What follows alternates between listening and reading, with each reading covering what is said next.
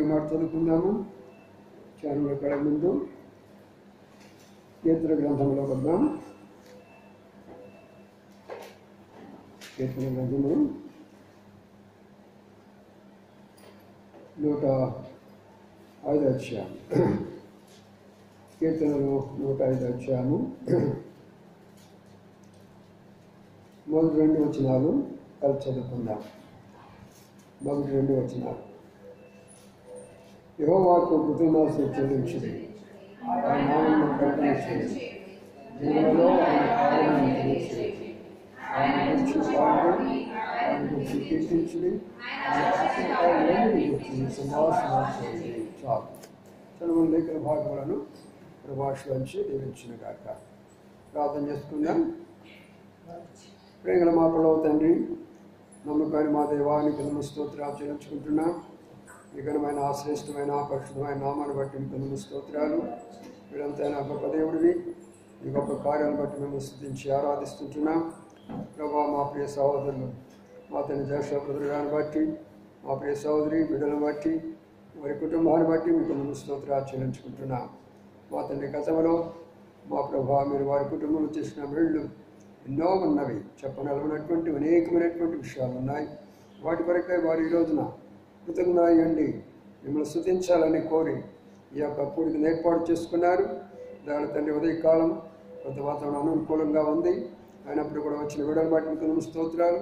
ఇంకెవరెవరు వస్తున్నారో వాళ్ళని నడిపిస్తురండి ప్రభా. కొన్ని నిమిషాలు మీ వాక్యాన్ని ధ్యానించి మిమ్మల్ని స్తుతించేదానికి సహాయం చేయమని ప్రార్థన చేస్తూ, వచ్చిన ఒక్కరు కూడా ఖాళీకి వెళ్ళకుండా వారి వారి భాగాలు పొందడానికి సహాయపడమని ప్రార్థన చేస్తూ అంధకార శక్తులు మీ నామపేడ బంధిస్తూ మమ్మల్ని తగ్గించుకుంటూ మీ వైపు చూస్తూ యేసయ్య పరిశుద్ధ నామమున స్తుతించి ప్రార్థించి గణపరిచి వేడుకొంచున్నాము తండ్రి. ఆమేన్.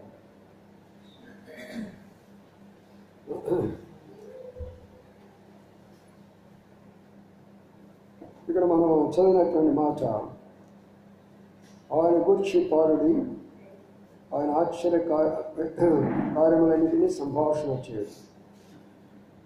ఆయన చేసిన కార్యాల గురించి మనం సంభాషణ చేయాలి. ఇది కృతజ్ఞతా కోరిక. కృతజ్ఞతా కోరిక అంటే ప్రభువు పోయిన జనవరి నెల నుండి డిసెంబర్ నెల 12 మాసాలు మనం ఎలాగైనా కాపాడుతూ వచ్చాడు, నడిపిస్తూ వచ్చాడు, పోషిస్తూ వచ్చాడు, సంరక్షిస్తూ వచ్చాడు, భద్రపరుస్తూ వచ్చాడు. వాటన్నిటిని బట్టి మనము సంభాషిస్తుంటూ ఉండాలా, మాట్లాడుకుంటూ ఉండాలా. అదే సమయంలో ప్రభును స్తుతిస్తూ రావాలి. అప్పుడు ఏమవుతుందంటే ప్రభు ఎంతో సంతోషపడతాడు. ఈ బిడ్డలు నేను సంవత్సరం అంతా కాపాడాను, ఈ బిడ్డలకు ఎంతో మేలు చేశాను, నాకెంతో కృతజ్ఞత ఉంటున్నారు అని చెప్పేసేసి మరి అక్కడ ప్రభు సంతోషించి మరి యొక్క నూతన సంవత్సరాన్ని మనకు అనుగ్రహిస్తారు. అందుకని పిల్లలారా, ఈ కృతజ్ఞతాస్తుతులు చూడండి. ఇక్కడ మాటను కీర్తించుడి, తెలియచేయుడి, సంభాషణ చేయుడి అనే మాట ఉన్నాయి. అంటే కీర్తనలు ఇప్పుడు పాడుతూ వచ్చారు. ఆయన ఏం చెప్పాడో అది చేశాను. కీర్తించుడంటే ఆయనను పాటల ద్వారా మహిమపరుస్తూ వచ్చాడు. సంభాషణ చేయుడి అనగా ప్రభుని గురించి మనం మాట్లాడుకోవాలి. కుటుంబంలో ఏం జరుగుతూ వచ్చినాయో, మరి నెలంతలో సంవత్సరాంతట్లో ప్రభు ఎలాగ మనం నడిపిస్తూ వచ్చాడు, కాస్తూ వచ్చాడు, భద్రపరుస్తూ వచ్చాడు. సంభాషించుకుంటూ ఉండాలి, మాట్లాడుకుంటూ ఉండాలి. ఆ తర్వాత మరి తెలియచేయాలి, ఇతరులు కూడా తెలియచేయాలి. ప్రభు నాకేం కార్యాలు చేశాడు అని ఇతరులు మనం తెలియచేస్తే అప్పుడు వారు కూడా మేలు పొందుతూ ఉంటారు. అందుకనే ప్రియులారా, ఈ శ్రేష్టమైనటువంటి తలంపులు మనము ధ్యానించుకుందాం. ఇంకో మాట చూడనట, కీర్తించుడి అన్నారు. కీర్తించుడి అంటే మరి ఒక్కొక్కరు ప్రభును స్తుతించవచ్చు. ఇప్పుడు బ్రదర్ ఉన్నారు, ఆయన స్తుతించవచ్చు. కీర్తించుడి అంటే అక్కడ కొంతమందిని కలిపి అక్కడ ఏం చేస్తున్నారంటే మనం అందరం కలిసి ప్రభుని స్తుతిస్తాము. కలిసి స్తుతించడం ద్వారా ప్రభు ఎంతో ఆనందపడతారు.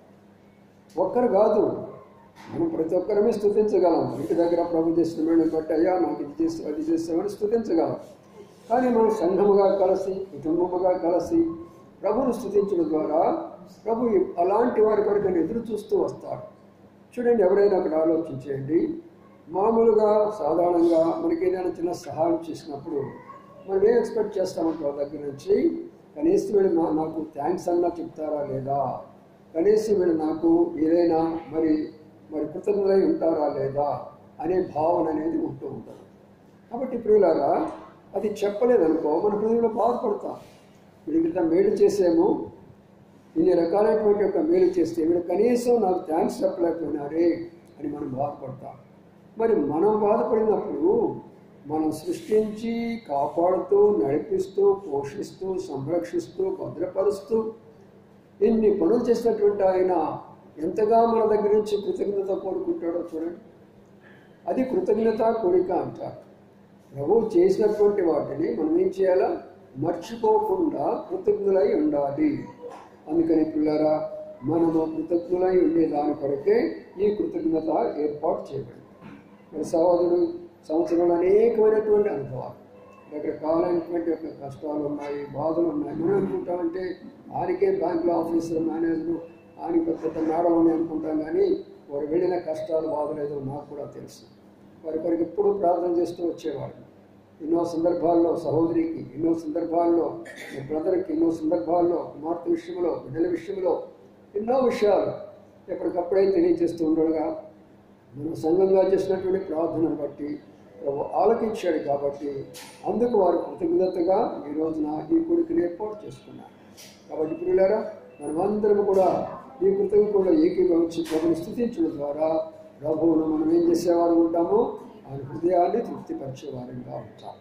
కాబట్టి ఇప్పుడు మనము ఈ సందర్భాలను బట్టి దినాల్లో మనము క్రిస్మస్ని గురించి అనేక విషయాలు మనం ధ్యానించుకుంటూ వస్తుంటున్నాం కదా. అందులో మరొక విషయాన్ని కూడా యెషయా గ్రంథంలోకి వెళ్ళిపోదాం. 9వ అధ్యాయం. గత నెల నుంచి ఒక వచనమే మీతో చెప్తూ వస్తున్నాను. కృతజ్ఞ కోరికలన్నిటికీ కూడా దాదాపుగా ఇప్పుడు 24 రోజులుగా ఈ ఒక్క వాక్యాన్ని మనం ధ్యానిస్తూ వస్తుంటున్నాం. యెషయా గ్రంథము 9వ అధ్యాయంలో ఈ వాక్యాన్ని దాదాపుగా 24 దినాలు ధ్యానిస్తూ వస్తుంటున్నాం. 6వ వచనాన్ని ఒకసారి మళ్ళీ అందరూ కలిసి చదువుకుందాం. 6వ వచనము. నేననగా మనకు శిశువు పుట్టెను, మన కుమారుడు నింపబడును, ఆయన భుజం మీద రాక్షిభారం ఉండను. ఆశ్చర్యకరుడు, ఆలోచనకర్త, బలవంతుడైన దేవుడు, నిత్యులకు తండ్రి, సమాధానకర్త అధిపతి, అతనికి పేరు పెట్టబడును. కాబట్టి ఇంత గొప్ప పేరు అనేటటువంటిది ఎవరికి కూడా లేదు ప్రపంచంలో. ఎవరికైనా ఉంటే 2 పేర్లు ఉంటాయి. పాత పేరు, ప్రభువును అంగీకరించే ముందున్న పేరు, తర్వాత వచ్చినటువంటి పేరు. కొంతమంది మరి తల్లిదండ్రుల పేరు కూడా పెట్టుకునేవారు కూడా ఉంటారు కొంతమంది. కాబట్టి 2-3 పేర్లు ఉంటాయి. కానీ ఇంత పేరు కలిగినటువంటి వారు ప్రపంచ చరిత్రలో ఏ గ్రంథంలో కానీ లేక ఏ దేవుడి పేరు కానీ ఇంత పేరు కలిగినటువంటి వారు ప్రపంచంలో ఎవరూ లేరు. ఎవరికైనా ఒక పేరు ఉంటుంది, లేదా 2 పేర్లు ఉంటాయి, లేక ఇంటి పేరు ఉంటుంది. ఇంత పేరు కలిగినట్టు ఆయన ఎందుకు ఈ పేరు పెట్టుకున్నాడు అంటే, దేవుడు అనే ఆయనకి ఎవరు చూడలేరు, ఎవరు పేరు పెట్టలేరు. అందుకనే ఆయనకి ఎవరు పేరు పెట్టలేరు. కాబట్టి ఆయన చేసినటువంటి కార్యాలను బట్టి, ఆయన జీవించినటువంటి విధానాన్ని బట్టి, ఆయన యొక్క బోధన బట్టి, మరి ఆయన యొక్క గుణలక్షణాలను బట్టి ఆయనకి పేరు ఇవ్వబడుతూ వచ్చింది. అందుకనే ఆ పేరులో చాలా శ్రేష్టమైన విషయాలు మనం ఇప్పటికే చాలా ధ్యానిస్తూ వస్తాము. వచ్చేప్పుడు కూడా కొన్ని ధ్యానిస్తాము. ఇప్పుడున్న మాట ఏంటంటే, మనకు శిశువు పుట్టాడు అని అన్నాడు. మనకు శిశువు పుట్టాడు అన్నాడు. శిశువు అనేది అదే దినాలు మనం చూస్తున్నాం కదా. క్రిస్మస్ సందర్భంలో అనేక విషయాలు చెప్తూ వచ్చాను. ఒక శిశువుగా లోకంలోకి ఆయన రావాల్సి వచ్చిన పరిస్థితి వచ్చింది. రెండవదిగా కుమారుడు మనకు అనుగ్రహించబడ్డాడు అన్నాడు. కుమారుడు అంటే కూడా అర్థం చెప్తూ వచ్చారు. కుమారుడు అంటే కు అంటే పాపము, మార్ అంటే హరించడము లేక తొలగించడము. కాబట్టి కుమారుడు అంటే పాపాన్ని తొలగించినటువంటి వ్యక్తి. కాబట్టి ఆయన మనకు కుమారుడుగా వచ్చాడు. శిశువుగా ఉన్నప్పుడు ఏం జరగలేదు, కానీ కుమారుడుగా ఉన్నప్పుడు మాత్రము ఆయన లోకములో ఎన్నో కార్యాలు చేస్తూ వచ్చాడు. అందుకనే కుమారుడు మనకు అనుగ్రహించబడ్డాడు అనే మాట కనబడుతుంది. కాబట్టి ప్రియమైన సోదరులారా, ఆ కుమారుడు ఈ లోకంలో ఉన్నప్పుడు అనేకమైనటువంటి పనులు చేస్తూ వచ్చాడు. ఆ పనులు ఏమిటని ఇక్కడ కానీ మనం ధ్యానిస్తూ వస్తే, ఒకటి ఆయన పనులలో ఆశ్చర్యమైన కార్యం ఉంటుంది. ఆయన పనులలో ఆశ్చర్యము. ఆయన ఏ కార్యం చేసినా, ఆయన ఏ బోధ చేసినా, ఆయన ఏ మాట చెప్పినా ప్రజలందరూ కూడా ఆశ్చర్యపడుతూ ఉండేటటువంటి వారు. ఆయన బోధకు ఆశ్చర్యపడేటటువంటి వారు, ఆయన ప్రేమకు ఆశ్చర్యపడేటటువంటి వారు, ఆయన యొక్క మరి ఆ శక్తికి ప్రజలు ఆశ్చర్యపడుతూ ఉండేవారు. అందుకని ఆయన ఆశ్చర్యకరుడు అనే మాట ఉంటుందండి. ఎన్నోసార్లు తుఫాను వచ్చినప్పుడు ఒక్క మాట సెలవిచ్చాడు, తుఫాను ఆగిపోయింది ఆయనకి. అది ఆశ్చర్యమైన కార్యం కాదా? ఎన్నో వేల దయ్యాలు ఆయనకి వచ్చినప్పుడు ఒక్క మాట చెప్పినప్పుడు దయ్యాలన్నీ కూడా పరారై విడిపోయింది. ఆశ్చర్యమైనటువంటి విషయం కాదా? ఎన్నో రకాలైనటువంటి వ్యాధులు వచ్చినప్పుడు మరి ప్రభు ఆ వ్యాధులను స్వస్థపరిచాడు. అది ఆశ్చర్యమైన కార్యం కాదా? అందుకనే ఆయన ఆశ్చర్యకరుడు అనడానికి కారణం అంటే, మానవులు చేయలేనటువంటి యొక్క పనులను ఆయన చేశాడు కాబట్టి అందుకని ఆశ్చర్యకరుడు అనే మాట ఉంటుంది.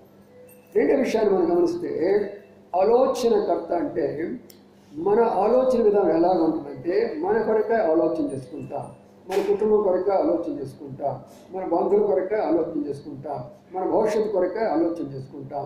ఎంతైనా కూడా ఒక మానవుడిగా మన కొరకే మనం ఆలోచన చేసుకుంటూ వస్తాం. ఒకవేళ నేను దైవసేవకుడు అనుకోండి, నా కొరకు ఆలోచన చేసుకుంటాను, నా కుటుంబం కొరకు ఆలోచన చేస్తాను, నా సంఘం కొరకు ఆలోచన చేస్తాను, కానీ ఇతర సంఘాల గురించి నేను ఆలోచన చేయను. ఏ మానవుడైనా అంతే. ఇప్పుడు ఒక రాజ్యం ఉందంటే తన రాజ్యాన్ని గురించి తను ఆలోచన చేసుకుంటాడు, కానీ ఇతర రాజ్యాల గురించి ఆలోచించాడు. కానీ ఈయన ప్రపంచంలో ఉన్నటువంటి యొక్క ప్రతి పేదవాడు, ప్రతి ధనవంతుడు, ప్రతి చదువుకున్నవాడు, చదువు లేనటువంటి వాడు, జ్ఞానులు, పండితులను, అన్ని రకాల కులాలు, మతాలు, జాతులు, అన్ని స్థాయిలు చూడేటువంటి వారి గురించి ఆలోచన చేస్తాడు. కాబట్టి ఆయనకు ఆలోచనకర్త అనే పేరు పెట్టబడుతూ వచ్చింది. నా ప్రియమైన సోదరి సోదరులారా, ఆయన ఆలోచన చేశాడే కాబట్టి ఈ రోజున నీవు నేను ఆయన సన్నిధిలో ఉంటూ వచ్చాను. అందుకని ఆయన పేరే ఆలోచనకర్త అనే మాట కనబడుతుంది. రెండో మాట ఏంటంటే అక్కడ బలవంతులైనటువంటి దేవుడు అని అంటున్నాడు. అంటే ఎందుకు ఈ మాట వాడబడుతూ వచ్చిందంటే, బలవంతుడైనటువంటి దేవుడు అంటే దేవుడు అనుకున్న వారు ఎంతోమంది లోకంలో ఉన్నారు, కానీ వారు అన్నిటికీ లోబడిపోతూ వచ్చారు. అనగా వారికి మనలాగా అనేకమైనటువంటి యొక్క కుటుంబ వ్యవహారాల్లో చిక్కుకుపోయినారు. యుద్ధాల కొరకై పోరాడుతూ వచ్చారు, రాజ్యాల కొరకై పోరాడుతూ వచ్చారు.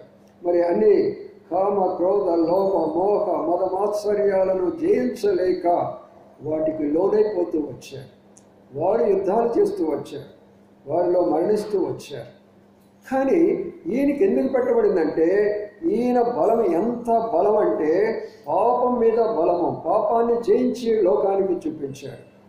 లోకాన్ని జయించి అనగా లోకంలో ఉన్నటువంటి గర్వమైన, లోకంలో ఉన్న ధనమైన, లోకంలో ఉన్న పేరు ప్రఖ్యాతులైన, లోకంలో ఉన్న ఏదైనా సరే వాటిని జయించి నేను బలశాలని రుజుపరుచుకుంటూ వచ్చాడు. అంతేకాదు, ఆయన బలం ఎంత అంటే మరణించిన వారిని లేపాడు. ఆయన స్వతహాగా మరణించి తిరిగి లేచిన వాడిగా కనబడుతుంటున్నాడు. అందుకని ప్రియులారా, బలవంతుడైనటువంటి దేవుడు అనడానికి కారణం అది.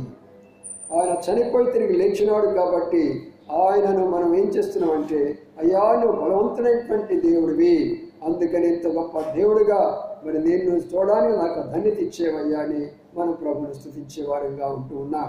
తర్వాత మనం ఇక్కడ గమనిస్తే మరొక విషయం ఏమందంటే, చాలా మంచి మాట అది. ఆయన ఏమంటున్నాడంటే నిత్యుడగు తండ్రి అని అన్నాడు. నిత్యుడగు తండ్రి అని ఎందుకు అన్నాడు ఆ మాట అంటే, మన తండ్రులే మనకు కొంతకాలం ఉంటారు అంతే. ఏ తల్లి అయినా ఏ తండ్రి అయినా కొంతకాలం ఈ లోకంలో ఉంటారు. ఒక 70 ఏళ్ళు దాటిన తర్వాత మన తండ్రిని మనం చూడలేము. 80 ఏళ్ళు దాటిన తర్వాత మన తండ్రిని మనం చూడలేము.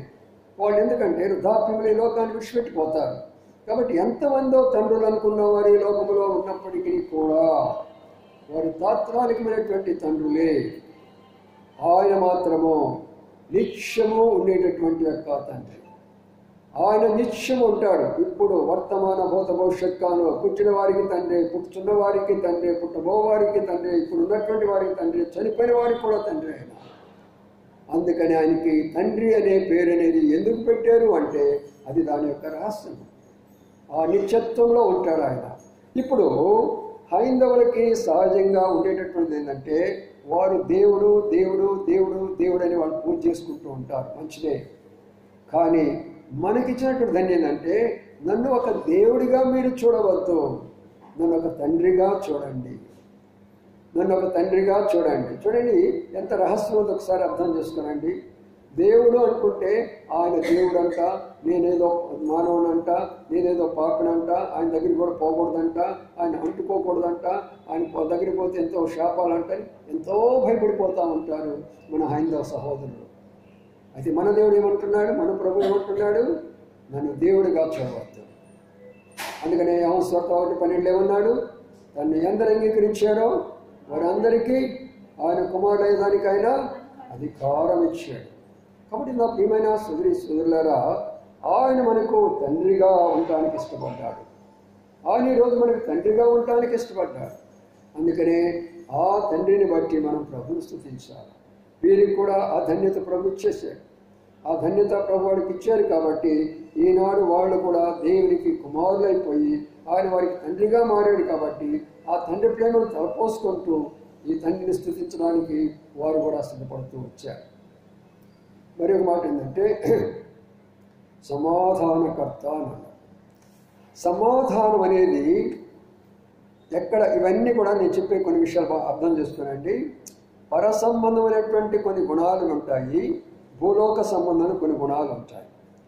పర సంబంధమైన గుణాల్లో మొట్టమొదటిది ఏంటంటే, పర సంబంధమైనటువంటి దానిలో మహిమ ఉంటుంది మొట్టమొదటిగా.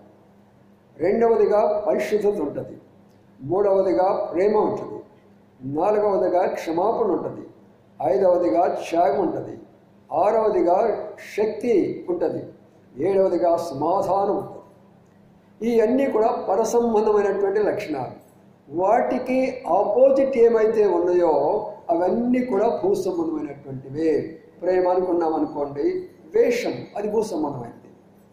అందుకని ఎవరైతే ద్వేషిస్తూ వస్తారో వారు భూ సంబంధమైనటువంటి వ్యక్తులు, ఎవరు ప్రేమిస్తూ వస్తారో వారు పరసంబంధమైనటువంటి వ్యక్తులు, ఎవరు పరిశుద్ధంగా జీవిస్తారో వారు పరసంబంధమైనటువంటి వ్యక్తులు, ఎవరు అపరిశుద్ధంగా జీవిస్తూ వస్తారో వారు భూ సంబంధమైనటువంటి వ్యక్తులు, ఎవరు క్షమిస్తూ వస్తారో వారు పరసంబంధమైన వ్యక్తులు, మేము క్షమించమండి వారిని అనుకునే వాళ్ళని వారు భూ సంబంధమైన వ్యక్తులు.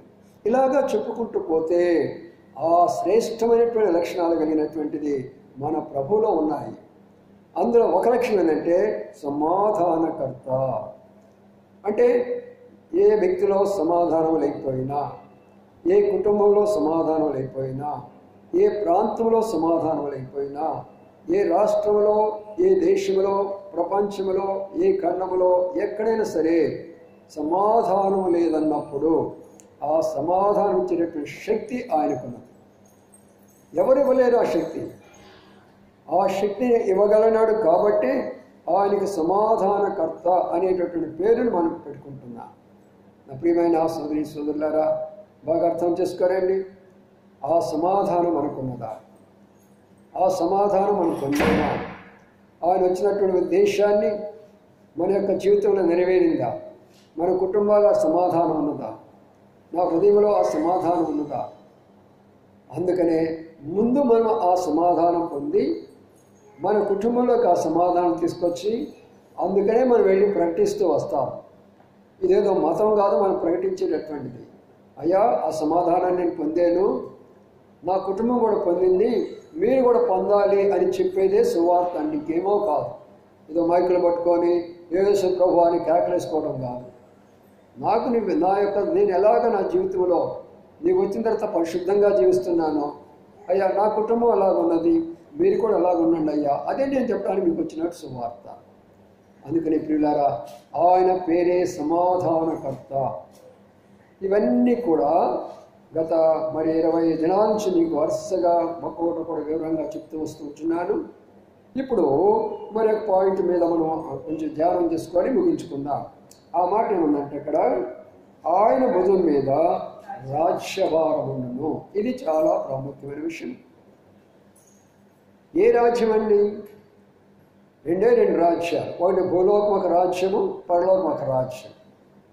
ఇప్పుడు పరలోక రాజ్యంలో ఆయన ఉంటాడు కాబట్టి ఆయనకేం భారం లేదు. అక్కడ దేవదూతలు ఉన్నారు, అక్కడ కొట్లాటలు ఉండవు, అక్కడ తగాదాలు ఉండవు, అక్కడ ఆ పార్టీ ఉండదు, ఇక్కడ ఈ పార్టీ ఉండదు, భూముల కొరకై ఆస్తుల కొరకై అక్కడ పోరాడేవాళ్ళు లేరు, ఏమి ఉండవు పరలోకంలో. అలాంటి ఏమీ లేదు. అవన్నీ మహిమాశ్చర్యాలతోటి ఆ 3 ప్రాంతాల్లో తిరుగుతూ వస్తూ ఉంటారు. మహిమలో కొంతమంది ఉంటే, అధిక మహిమలో కొంతమంది ఉంటే, అత్యధిక మహిమలో కొంతమంది ఉంటారు. దేవుడు ఏ స్థానంలో ఉంచారో ఆ ఆత్మలు సంతరిస్తూ ఆనంద బాష్పాలతో వాళ్ళు అట్లా సంతరిస్తూ వస్తారు. వాళ్ళకి ఇబ్బంది ఉండదు. భారం అనేటటువంటిది ఇక్కడే. ఇది పెద్ద భారం అయిపోయింది ఆయనకి. దేవదూతలానికి భారం కాలేదు, పరలోకానికి భారం కాలేదు, షెరూపులు కెరూపులానికి భారం కాలేదు, 24 పెద్దలానికి భారం కాలేదు, కోటాను కోట్ల దేవదూతలానికి భారం కాలేదు. మరి ఎవరు భారం అయిపోయినారంటే సృష్టించిన నేరానికి, ఆయన రూపించిన నేరానికి, చూసారా, ఆయన యొక్క శ్వాస అనగా ప్రాణం ఇచ్చిన నేరానికి ఈరోజు పరిస్థితి ఏమిట్రా అని మనం కానీ గమనించినట్లయితే ప్రియులారా, మనమే భారమైపోయినాము ప్రభు. ఏమిటా భారం అనుకుంటారా? ఎవరైతే ఈ లోకంలో దుఃఖపడుతూ ఉంటారో ఆయనకి వెంటనే దుఃఖం కలుగుతుంది. ఎవరు బాధపడుతూ ఉంటారు ఇక్కడ ఆయన వెంటనే బాధపడుతూ ఉంటారు. ఎవరిక్కడ సమాధానం ఉంటాడో ఇప్పుడు ఆయన బాధపడుతూ ఉంటారు. అందుకని ఏమంటుండంటే యెహోవా దృష్టి భూలోకం అంతా కూడా సంతరిస్తున్నది, భూలోకం అంతా కూడా సంతరిస్తున్నది. చూసిన మొన్న ఒక ఆయన అడుగుతున్నాను, ఒక మాట అడిగారు. దాని గురించి మాట్లాడుతూ ఏమన్నాడంటే, అడిగానంటే మరి నేను కూడా నమ్ముతున్నాను, అది మన పౌర్ణమ గారి ఇంట్లో మీటింగ్ పెట్టుకున్నప్పుడు నేను కూడా నమ్ముతున్నాను, దేవుడు సర్వంతర్యామి కాబట్టి ఇదిగో ఇక్కడ చెట్టు ఉంది కదా, పాస్టర్ గారు ఇందులో కూడా దేవుడు ఉంటున్నాడు, మీరు నమ్ముతారా అని అన్నాడు. అప్పుడు నేను చెప్పాను, సర్వాంతర్యామంటే అది కాదు బాబు, ఆయన దృష్టి సర్వలోకం తిరుగుతూ ఉంటుంది. ఇది చెక్క ఈ నుంచి అక్కడ బయటపడేసావు అనుకో, కింద దేవుడు కింద పడేసినట్టేనా? అందులో ఉంటే పడిపోవాలి కదా, మరి పడిపోతాడు. అది కాదు దాని యొక్క అర్థము. సర్వాంతర్యం అంటే ఆయన దృష్టి ఈ 7 ఖండాల్లో ఉన్నటువంటి ప్రతి జీవి మీద, ప్రతి పక్షి మీద, ప్రతి పురుగు మీద, ప్రతి మానవుని మీద కూడా ఆయన దృష్టి ఉంటుంది. కాబట్టి అందుకని ఆయన సర్వాంతర్యామి అనే మాట ఉన్నది. అది చెప్పాను నేను ఆ విషయం అన్నమాట. అందుకని ప్రియులారా, ఎవరి లోకంలో ఏ రకమైనటువంటి బాధ మనం కలిగినప్పటికీ కూడా ఆయన దుఃఖపడుతూ ఉంటాడు. అది ఆయనకు భారము, అది ఆయనకు భారము. అందుకొరకే ఆయన వచ్చినటువంటి ఉద్దేశము, ఆ క్రిస్మస్ యొక్క ఉద్దేశము చాలామందికి తెలియదు.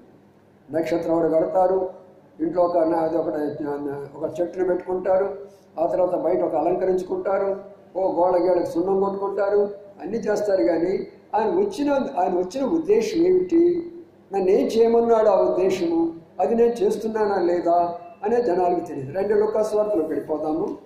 ఆయన వచ్చిన ఉద్దేశాన్ని గురించి ఒక మాట తలంచుకున్నాం. ఇక్కడ ఆయన వచ్చిన ఉద్దేశం లూకాసు వార్త, ఇక్కడ ఒక మాట మనం గమనించినట్లయితే చూద్దానండి. 4వ అధ్యాయం లూకాసు వార్త 4వ అధ్యాయం 18 వచ్చిన ఎవరైనా చదవండి. 18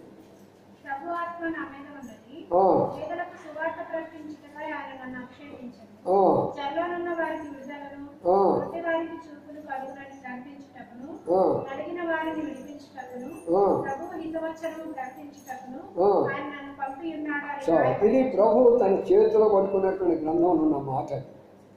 బాగా అర్థం చేసుకోనండి. నేను ఎందుకు ఈ లోకంలోకి వచ్చాను? నాకు ఒక పండుగ చేయమన్నా నేను ఈ లోకానికి వచ్చానా? లేదా నాకేమన్నా భోజనం తక్కువై నాకు భోజనం పెట్టుకోమని వచ్చామా?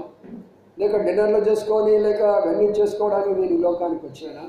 కొత్త బట్టలు వేసుకొని రకరకాలైనటువంటి వాటి కొరకు నేను ఈ లోకానికి వచ్చానా? దేని కొరకు నేను ఇక్కడికి వచ్చాను? ప్రియమైన సోదరులారా, బాగా అర్థం చేసుకోనండి. పేదలకు సువార్త ప్రకటించడానికి నేను వచ్చాను. పేదలంటే ఎవరండి? మనందరం తెలుసు పేదలంటే ఎవరు. ఎవరైతే భూమి కొరకై అనుదినం కష్టపడతారో వాళ్ళందరూ పేదవాళ్ళే. ఎవరికైతే వెనక ఆస్తులు ఉన్నాయో వారు పేదవాడు కాదు. వెనక కోట్లు సంపాదించుకున్నారో వారు పేదవాళ్ళు కాదు. బ్యాంకులో కోట్లు వేసుకున్నారో వాళ్ళు పేదవాళ్ళు కాదు. కాబట్టి ప్రభు ఏమంటున్నాడంటే, నేను వచ్చింది ఎవరి కోసం అంటే పేదవారి కొరకై వచ్చాను. అందుకని ఈనాడు ధనవంతులు అనేటటువంటి వారు ఎందుకు ప్రభు నమ్ముకోరంటే, మా ధనమే మాకు దేవుడు, మా ధనమే మాకు దేవుడు, అందుకని మేము నమ్ముకోము. నువ్వెన్నైనా చెప్పు, మాకున్న భక్తి మాకున్నది. చనిపోయేటప్పుడు ఒక్క 10 రూపాయలైనా చేతితో పట్టుకొని పోతాడంటే దేవుడు ఒప్పుకోడు. రే అది నీది కాదురా, నిన్ను భూలోకాన్ని పంపించింది ఎందుకంటే దీని కొరకు పంపించాను. నీవు నీతిగా జీవించు, నీతిగా బ్రతుకు, 10 మందికి సహాయం చేయి, 10 మందితో ఉండు, అందరు సమానాన్ని చెప్పు, అందరితో కూడా మంచిగా ఉంటాను. నేను భూలోకాన్ని పంపిస్తే నువ్వు చేసి వచ్చింది ఏంటి? ఎంత అన్యాయ సంపాదించావు, ఎంత అక్రమంగా సంపాదించుకున్నావు, ఎంత మోసం చేస్తూ వచ్చావు. అందుకనే భూలోకం నువ్వు అనిపించింది చాలు, అక్కడ నరకానికి అంటారు. దిక్కు లేకుండా పోవాలి అందరూ కూడా. అందుకని ప్రియమైన సోదరులారా, పేదలకు సువార్త ప్రకటించబడాలి, అదే అర్థం. ఇప్పుడు ఆ పేదలకు ఎంతో దూరాన్ని నుంచి వారి కుటుంబాలు విడిచిపెట్టుకొని, వారి బిడ్డలను విడిచిపెట్టుకొని, వారి ఉద్యోగాలు విడిచిపెట్టుకొని, సమస్తాన్ని విడిచిపెట్టుకొని మిషనరీస్ మొదటిగా మన దేశానికి వచ్చేసి ఎంతగానో ప్రయాసపడి ఈ సువార్త చెప్పినప్పుడు ఈ ధనికులు చేసిన పని ఏంటంటే, మా దగ్గరికి వద్ద మీరు, మాకు అవసరం లేదు మీ యొక్క అక్కడ పోండి, అదిగో ఊరవతలు ఉంటారు, పల్లెలో ఉంటారు, ఆ ఊరవతలు ఉంటారు, అడవుల్లో ఉంటారు కొంతమంది జాతులు, ఆ కొండ ప్రాంతంలో ఉంటారు కొంతమంది జాతులు, అడవి చెప్పాను అన్నాను. దేవుని యొక్క దయ వారి మీదకి వచ్చింది, దేవుని యొక్క దయ వారి మీదకి వచ్చింది.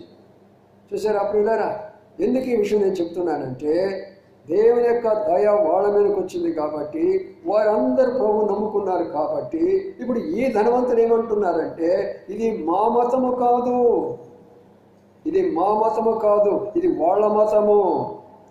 రేపు చనిపోయిన తర్వాత ఎవరి మతమో ఆయన చెప్తాడు.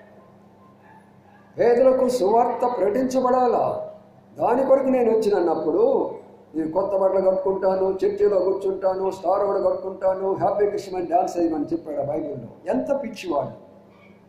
ఈనాడు చూస్తుంటే ఎంత బాధకరంగా ఉంటుంది. క్రిస్మస్ పేరుతోటి ప్రతి ఒక్కరు కూడా సినిమాలో ఉన్నట్టుగా డ్యాన్సులు వేసుకుంటూ కూర్చుంటున్నారు. చర్చీలు మాత్రం పెద్ద పెద్ద చర్చీలు చేసినటువంటి పనులు దేవుని వాక్యానికి విరుద్ధమైనటువంటి పనులు. అందుకొరకే మనము హితవత్సరము ప్రకటించడానికనే మాటను చూడండి కింద. హితవత్సరం అంటే ఏమిటి? సత్యాన్ని ప్రకటించాలా, ఉన్నది ఉన్నట్లుగా ప్రకటించాలా. హితవత్సరం అంటే మంచి మాటలు, ప్రజలను జీవితాలు మార్చినటువంటి మాటలు, వాళ్ళ బ్రతుకులు మార్చేటువంటి యొక్క మాటలు, వారిని మంచి మార్గంలో నడిపించినటువంటి మాటలు. ఆ మాటలు బోధించమని చెప్పాడు, కానీ ఇవన్నీ చేయమని చెప్పాడా? అందుకనే ప్రభు వచ్చిన ఉద్దేశము పేదలకు సువార్త ప్రకటించబడాలా. రెండో మాట చూడండి, అక్కడ ఉన్న మాట. రెండోది ఏమంటున్నాడు? చెరలో ఉన్న వారికి విడుదల. ఏమిటండి చెర? చెరలో ఉన్న వాళ్ళు ఎవరండి వీళ్ళు? మనం అనుకుంటాం చెరలు అంటే జైలు ఏమో అని అనుకుంటాం. ఆయనకెందుకు జైలు? ఆయన చెప్పవలసిన పని లేదు. ప్రతి ఒక్కరిని కూడా శైతానుడు చెరబట్టేశాడు. ఏదో ఒక దానికి బానిస అయిపోయినారు. కొంతమంది త్రాగుబోతులు అయిపోయినారు, చెరపట్టబడ్డారు, జీవితాన్ని నాశనం చేసుకున్నారు, కుటుంబాన్ని నాశనం చేసుకుంటున్నారు. ఎంత బాధకరమైన విషయం! కొంతమంది యవనస్తులు లోకానికి ఆశపడ్డారు, లోక యొక్క కోరికలు ఆశపడ్డారు, యవన కాలంలోని వివాహాలు చేసుకుంటున్నారు, భర్తలను విడిచిపెడుతుంటున్నారు, భార్యలను విడిచిపెడుతున్నారు, శైతాను యొక్క హస్తంలో బంధించబడ్డారు. నిన్న ఒక యవనస్తుడు ఒక మెసేజ్ నాకు పంపించాడు. అంకుల్, యవన కాలంలో నా భార్య నన్ను మోసం చేసేసింది, ఇక నాకు బ్రతకాలని ఆశ లేదు. నన్ను ఎంత మోసం చేసిందంటే అంకుల్ నేను చెప్పలేకపోతున్నాను, ఈ తల్లిదండ్రులు కూడా చెప్పుకోలేకపోయినాను, నేను ఎవ్వరికి చెప్పుకోలేకపోతున్నాను అంకుల్, నేను చనిపోతాను అంకుల్, నాకు ఇంకస్సలు ఈ లోకంలో ఉండాలని అవసరం లేదు. అప్పుడు నేను తనను ధైర్యపరుస్తూ పంపించాను. పిచ్చివాడా, ఒక అమ్మాయి కొరకు ఇంత విలువైనటువంటి నీ జీవితాన్ని పోగొట్టుకుంటావా? ఇలాంటి అమ్మాయిలు ఎంతమంది వస్తారు మన జీవితాల్లోకి? ప్రభు కొరకు నువ్వు ధైర్యంగా నిలబడను, ప్రభు నేను ఎలాగ ఆశీర్వదిస్తాడో అమ్మాయిని తీసుకొచ్చి నీ పాదాల మీద పడేస్తాడు అని చెప్తూ వచ్చాను. ప్రియమైన సోదరులారా, ఈ లోకం యొక్క పరిస్థితి బంధకాల్లో, శైతాన్ యొక్క బంధకాల్లో ఉంటున్నారు. మరి యవన బిడ్డలైనటువంటి వారు దేనికొక దానికి బానిసైపోతూ ఉంటున్నారు. ఆ యవన బిడ్డలైనటువంటి వారు దేవుని యొక్క వాక్యానికి స్థానం ఇవ్వలేకపోతుంటున్నారు. యవన బిడ్డలైనటువంటి వారు దేవుని సన్నిధికి రాలేకపోతుంటున్నారు. వారు ఏమనుకుంటున్నారంటే ఎప్పుడో వృద్ధాప్యంలోకి వచ్చిన తర్వాత చేయాలా అనుకుంటున్నారు. అది అయ్యే పని కానే కాదు. రేపేం సంభవించునో మీకు తెలియదు. అందుకని ప్రియమైన సోదరుడా, మనము ఎందుకు ప్రభు ఆయన పుట్టాడంటే బంధించబడినటువంటి వారిని, పాప బంధాల్లో నుంచి బయటకు తీసుకొచ్చిన వాళ్ళని, శాంతి సమాధానం లేనటువంటి బయటకు తీసుకొచ్చడానికి నేను ఈ లోకంలో జన్మించాను. తర్వాత ఇంకో మాట చూద్దాం రండి. అక్కడ ఇంకో మాట చూసినట్లయితే గుడ్డి వారికి చూపు కలగాలంటాడు. ఎవరండి గుడ్డివాడు? గుడ్డివాడు అంటే ఎంతోమంది ఉన్నారు రోడ్ల మీద. ఆ గుడ్డివాడి గురించి ఇక్కడ ఎందుకు రాస్తాడు? వాళ్ళకి ఎంతోమంది ఉన్నారు. ఎవరున్నారు ఈ గుడ్డివారు? లోకంలో 3 రకాలైనటువంటి గుడ్డివారు ఉన్నారు. బాగా ఇక్కడ ఉన్నటువంటి వారు, కొత్త వారు బాగా ఆలకించింది ఈ విషయాలు. లోకంలో 3 రకాలైనటువంటి గుడ్డివారు ఉన్నారు. మొదటి గుడ్డివారు దేవుడు లేడు, దేవుడు లేనే లేడు, మేము ఈ యొక్క ప్రకృతి దేవుడు అని పూజ చేస్తామంటారు. అది ఒక గుడ్డితనం వాళ్ళకి. రెండవ గుడ్డివారు దేవుడు ఉన్నాడు కానీ మా ఇష్టమైన రూపంలో మేము పూజ చేసుకుంటాం, మా ఇష్టమైన రూపంలో మేము భజన చేసుకుంటాం. ఇదొక గుడ్డితనం. మూడో వాళ్ళు వీళ్ళు నిజమైన దేవుడు నమ్మేరే కానీ ఆ నిజమైన దేవుడు అంటే భయభక్తులు లేనటువంటి నామకార్థమైనటువంటి క్రైస్తవ జీవితం. ఇదొక గుడ్డితనం. అందుకనే ప్రభు అన్నాడు, అంధులైన మార్గదర్శకులారా అన్నాడు. అంధులైపోతున్నారు ఈనాడు క్రైస్తవులు. క్రైస్తవులను చెప్పుకుంటూ, క్రైస్తవ కుటుంబాల్లో చెప్పుకుంటూ క్రీస్తుకే మాత్రం కూడా స్థానం లేనటువంటి యొక్క పరిస్థితులకు మనం వస్తుంటున్నాం. గుడ్డివారైపోతూ ఉంటున్నారు. అందుకనే దావీదు భక్తుడు 119వ అధ్యాయంలో 18 అంటాడు, దేవా నీ ధర్మశాస్త్రంలో నేను ఆశ్చర్యమైన కార్యాలు చూడనట్లుగా నా మనోనేత్రాలు వెలిగించు, నా కన్నులు తెరువు ప్రభువా అన్నాడు. ఆశ్చర్యమైన కార్యాలు మనం చూడాలా, ఆయన వాక్యంలో ఉన్న కార్యాలు మనం చూడాలి. అందుకొరకే నా ప్రియమైన సోదరి సోదరుల, ఈ యొక్క సమయంలో ప్రభు మనం ప్రేమించి ఈ శ్రేష్టమైన సమయాన్ని మీకు మనకిస్తూ ఉంటున్నారు. గుడ్డి వారిగా ఉండగాకండి. వారైతే నాస్తికులైపోయి గుడ్డి వారైపోయినారు. కొంతమంది విగ్రహారాధనలో చేరిపోయి వారికి అమాయకులుగా అనేకులు నడిపిస్తూ వచ్చారు కాబట్టి వారు వెళ్ళిపోతూ వచ్చారు. మరి క్రైస్తవులు అనుకొని చెప్పుకొని కూడా ఈ ఆచారాలు, ఈ పండుగలు, ఈ పద్ధతులు ఇవన్నీ కూడా ఎందుకు ఈ గుడ్డితనంలో ఉంటున్నారు? అనేక రకాలైనటువంటి గుడ్డితనం. మరీ క్రిస్మస్ సందర్భంలో ఎంత అంధత్వంలో తీసుకొచ్చాడంటే శైతానుడు, అంత భయంకరమైన అంధత్వంలో తీసుకొని వచ్చాడు. అందుకనే అట్టి వారిని నేను విడిపించడానికే బయటకు వచ్చాను అని అన్నారు. ఆ తర్వాత చూడండి, ఇంకో మాట ఏమన్నా చూద్దాము. నలిగిన వారిని విడిపించారు. నలిగిన వాళ్ళు ఎవరున్నారు చెప్పండి. ఇక్కడ ఎన్నిసార్లు నా మట్టుకే నేను నలిగిపోతూ వచ్చాను. వ్యక్తిగతమైన సమస్యలు, కుటుంబ సమస్యలు, అనేకమైనటువంటి బాధలతోటి అనేక విధాలుగా మనం నలిగిపోతూనే వస్తాం. మనం నలిగిపోయేటప్పుడు ఎవరు మనం పరామర్శిస్తారు? ప్రతి ఒక్కరు కూడా నలిగిపోతూనే వస్తారు. ఈ లోకంలో ఎవ్వరు కూడా నలగనటువంటి వాళ్ళు ఎవరో లేనే లేదు. ఒక ఆవిడ అందంట పక్కింటికి వెళ్ళి, అమ్మా రోజు నా భర్త తాగి వస్తున్నాడు, నాకు చాలా బాధగా ఉందమ్మా అని. ఆ ప్రకారం చెప్పిందంట, మీ భర్త చాలా మంచోడు, తాగి వస్తున్నాడు, నా భర్త తాగుతాడు, డబ్బులన్నీ తీసుకెళ్ళి ప్యాకాడు పెడుతున్నాడు అన్నాడంట. ఆమె హృదయం ఎంత ఉందో, ఈ హృదయం ఎంత ఉందో చూడండి. ఆ మూడు ఆవిడ ఎక్కడ ఉందంట, మీ భర్త అంతవరకు పర్వాలేదమ్మా, మీ భర్త ఏమో తాగుతాడు, మీ భర్త ఏమో తాగి ప్యాకాట ఆడతాడు, నా భర్త డబ్బులు ఇచ్చేంత వరకు కూడా నన్ను చావగొడతాడమ్మా ఇంట్లో ఉన్నాడంట. ఇప్పుడు చెప్పండి, వారి కుటుంబాలు ఎంత నలిగిపోయి ఉంటాయి? ఆ కుటుంబాలు ఎంత బాధ ఉంటుంది? ఆ కుటుంబాలు ఎంత వేదన ఉంటుంది? వారికి ఏమాత్రం కూడా సంతోషం అనేది ఉంటుందా? కాబట్టి ప్రియమైన సోదరి సోదరులారా, ఇక్కడ నా తలంపు ఏంటంటే, నలిగిపోతున్నది ఈరోజు ప్రపంచమున. ఎక్కడ చూసినా, ఏ కుటుంబం చూసినా రాజ్యాలు నలిగిపోతున్నాయి. మతాలు వైరుధ్యం పెట్టారు. ఇప్పుడు వాళ్ళు వీళ్ళు కొట్టుకుంటున్నారు. క్రైస్తవులు, ముస్లిమ్స్, తర్వాత హిందువులు భయంకరంగా కొట్టుకుంటున్నారు. ఎక్కడ చూసినా కూడా నలిగిపోతున్నది ప్రపంచం అంతా కూడా. ఇజ్రాయెల్ దేశం చూడండి, హమాసు, ఆ యొక్క ఇరాను, వేలాది మంది ప్రజలు చంపుకుంటున్నారు. వాళ్ళు నలిగిపోతున్నారు. కుటుంబాలు నలిగిపోతున్నారు. వీళ్ళందరికీ ఎవరు రక్షకుడు? వీళ్ళందరినీ మరి బయటికి తీసుకురాగలంటే శక్తి బలవాడు ఎవరు? అందుకనే మనం జ్ఞాపకం చేసుకునే మాట ఏంటంటే, ఆయన వచ్చినటువంటి ఉద్దేశము మనము మొట్టమొదటిగా గమనించాలి. ఆయన ఎలాగా ఈ నలిగిన వారిని రక్షించారో ఒక ఉదాహరణ ద్వారా బైబిల్లో మనం చూసుకున్నాం. రండి, లూకాసు వార్తలో 10వ అధ్యాయంలోకి వద్దాం. ఆ నలిగినటువంటి వ్యక్తిని ఆ ప్రభు ఎలాగా పరామర్శించారో చూద్దాం. రండి, చూడండి. లూకాసు వార్త 10వ అధ్యాయము 33 నుంచి చదవండి. అయితే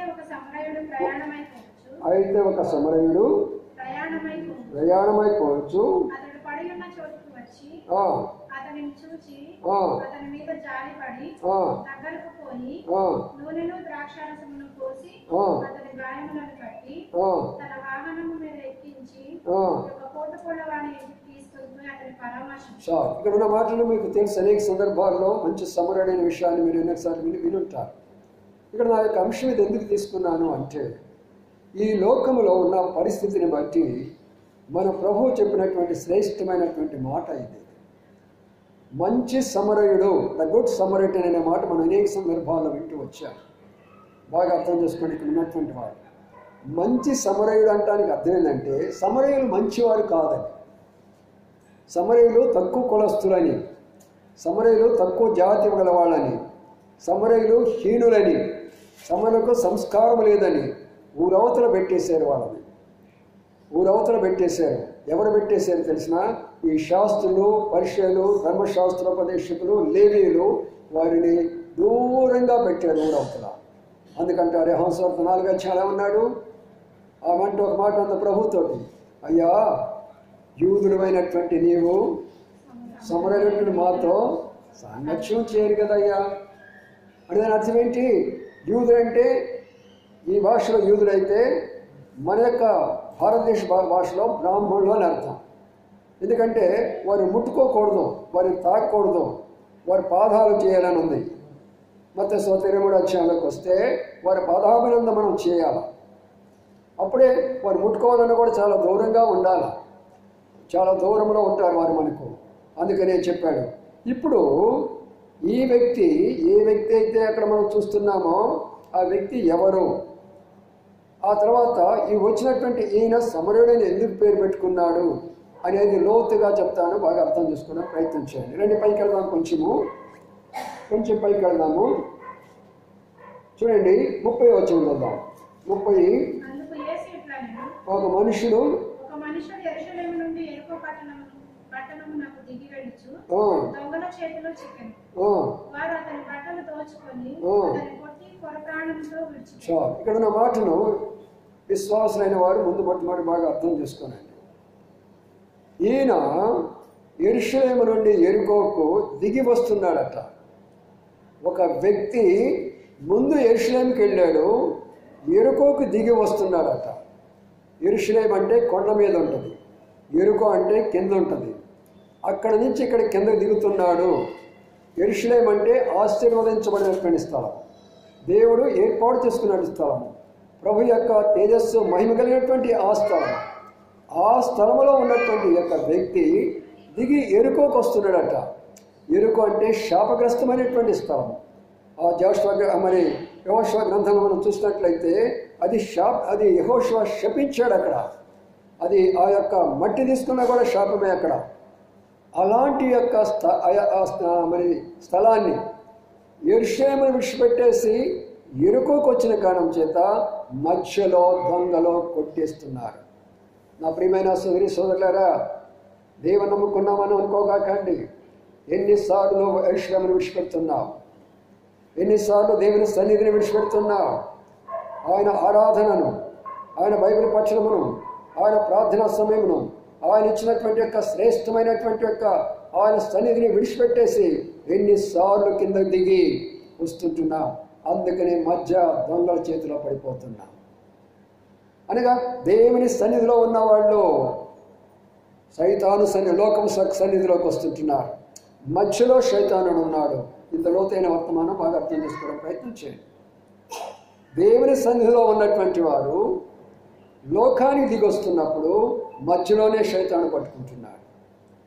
అందుకనే చాలామంది క్రైస్తవులు కొట్టబడడానికి, చాలామంది విశ్వాసులు నలిగిపోవడానికి, చాలామంది విశ్వాసుల యొక్క జీవితంలో నిరాశ మిగలడానికి వీటన్నిటి కలిగినటువంటి కారణం ఏమిటి అంటే నీవు దేవుడిచ్చినటువంటి ఆ శ్రేష్టమైన దైవ సన్నిధిని పోగొట్టుకొని దేవునితో నడవకుండా నీ సొంత మార్గంలో వెళుతున్నావు. కాబట్టి మధ్యలో వచ్చారు దొంగలు పట్టుకునే పరిస్థితి నీకు వచ్చింది. దొంగ అంటే ఎవరో కాదు. అందుకనే యెహోషువ 10 చెప్పాడు, వాడు దొంగయు దోచుకుని వాడై ఉన్నాడు అని అన్నాడు. గొర్రెల మార్గాన్ని ప్రవేశించకుండా వేరొక మార్గాన్ని వచ్చేవాడు దొంగయు దోచుకునేవాడు. కాబట్టి ఇప్పుడు ప్రియులారా, ఈ శైతానుడు అనేకులను దేవుని నమ్ముకున్న వాళ్ళని పట్టుకుంటున్నాడు. దేవుని నమ్ముకున్న వాళ్ళు వాడికి ఏం పని? వాళ్ళందరూ ఆయన ఫ్రెండ్సే. ఎంతమంది అయితే లోకంలో ఉన్నారో అందరూ కూడా ఆయన ఫ్రెండ్సే. మరి ఇప్పుడు మనం ఎవరు ఫ్రెండ్స్ని, మనం ఎవరికి సంబంధించినటువంటి వాళ్ళమి? అందుకనే ఇక్కడ విషయాన్ని మనం గమనించినట్లయితే ఒక మంచి మాట అక్కడ ఏం కనబడుతుందంటే, ఆయన యెరికో నుండి ఆయన ఇక్కడ పోతూ ఉన్నప్పుడు జరిగినటువంటి సందర్భంలో అనేకులు కొట్టబడేవారుగా కనబడుతుంటున్నారు. దైవ సన్నిధిని కోల్పోయిన వారిగా కనబడుతుంటున్నారు. మరి ఈ లోకం యొక్క ఆశల కొరకై వస్తుంటున్నారు. మధ్యలో దొంగల చేతిలో పట్టబడిన వారిగా ఉంటున్నారు. అందుకనే జీవితంలో నెమ్మది లేదు, కుటుంబాల్లో నెమ్మది లేదు, సమాజంలో నెమ్మది లేదు. బయటికి మాత్రం చక్కగా కనబడుతూ వస్తాం. ఎంత బాగా కనబడుతూ ఉంటామో చూసారా ప్రియులారా? చాలా సందర్భాల్లో క్రైస్తవ యొక్క జీవితము నలిగిపోయేటటువంటి జీవితాలు. సరే, ఈ సందర్భంలో ఏం జరుగుతుందో చూద్దాం. రెండు మొదటి విషయం అక్కడ చూద్దాం. ఏం జరుగుతుందో చూద్దాం. ఏమైందంట? 31 వచ్చింది అవ్వండి. 31. అప్పుడు ఒక యాజకుడు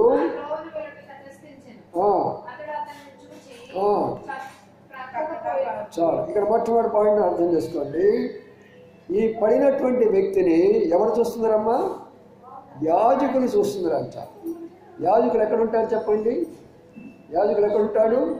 గుళ్ళో ఉంటారు. వాళ్ళు గుడి పూజలు చేసుకుంటూ ఉంటారు. వాళ్ళు ఆ గుళ్ళో ఉంటారు, గుడి పూజలు చేసుకుంటూ ఉంటారు. వాళ్ళు ఆ యాజకులంట ఏం చేస్తున్నారంటే ఇప్పుడు పడిపోయిన వాడిని అట్లా చూశాడు. ఏం చేశాడు? అంతే. వాడు పడిపోయినాడా? కొట్టబడ్డాడా? కింద పడిపోయినాడా? పడిపోండి. మనను కూడా అంతే. ఈ లోకంలో ఉన్న ఏ మతమైనా, ఏ పూజారైనా, ఈ లోకంలో ఉన్నటువంటి ఏ గ్రంథమైనా, ఎవరైనా సరే మనల్ని లేపే గ్రంథం లేదు. దుష్ట శిక్షణ, శిష్ట రక్షణ. దుష్టులను చంపేస్తూ రండి. ఎంత దుష్టమైన కార్యాలు చేస్తారో చంపేస్తూ రండి. నా ప్రియమైన సోదరి సోదరులరా, పడిపోయిన వాళ్ళని లేపేవాళ్ళు లేరు ఈ రోజుల్లో. ఇంకా పడితే సంతోషపడే వాళ్ళు ఉంటారు, చాలా ఆనందపడే వాళ్ళు ఉంటారు చాలామంది. చూసారా? ఒక అత్తయ్య కోడలు చాలా ప్రేమతో ఉండేవాళ్ళంట ఇంట్లో. ఆ ఇంట్లో వాళ్ళందరూ కూడా కలిసి చాలా బాగా జీవిస్తూ ఉండేవాళ్ళంట. అయితే కొన్ని దినాలు గడిచిన తర్వాత పరిస్థితి మారిపోతూ ఉంటుంది కదా. ఒకప్పుడు ఉండదు కదా. కొన్ని భేదాభిప్రాయాలు వస్తాయి. మరి అత్తయ్య గారికి కోడలికి కొన్ని భేదాభిప్రాయాలు తప్పనిసరిగా వస్తాయి. కాబట్టి ఇప్పుడు జరిగినటువంటి సందర్భం ఏంటంటే, ఆ వచ్చిన సందర్భాన్ని బట్టి వాళ్ళ అత్తయ్య గారికి మరి పాపం బాగోలేకుండా మరి ఆమె మంచంలో పడిపోయే పరిస్థితి వచ్చిందంట. అప్పుడు ఏం చేశారంటే, ఆమె చాలా బాధపడుతూ, చాలా దిగులు పడిపోతూ, అయ్యో అత్తయ్యకి ఎలాగొచ్చింది అలాగొచ్చిందని చెప్పేసి తీసుకొని వెళ్ళేసి హాస్పిటల్కి చేర్చాలా అని చెప్పేసి అక్కడికి వెళ్ళి డాక్టర్ దగ్గరికి వెళ్ళేసి విషయాలన్నీ చెప్పేసి వచ్చేసింది. చెప్పిన తర్వాత ఆయన డాక్టర్ అక్కడ ట్రీట్ చేస్తున్నాడు. ఆ విషయాలన్నీ కూడా మంచిగా జరుగుతూ ఉంటున్నది. ఒక 2-3 రోజులు ఉన్న తర్వాత అత్తయ్య గారు బాగుపడ్డారు. బాగుపడ్డ తర్వాత ఒక కబురు వచ్చింది. కోడల దగ్గరికి ఒక కబురు వచ్చింది. మీ అత్తయ్య గారితో ఏం భయపడక్కర్లేదు,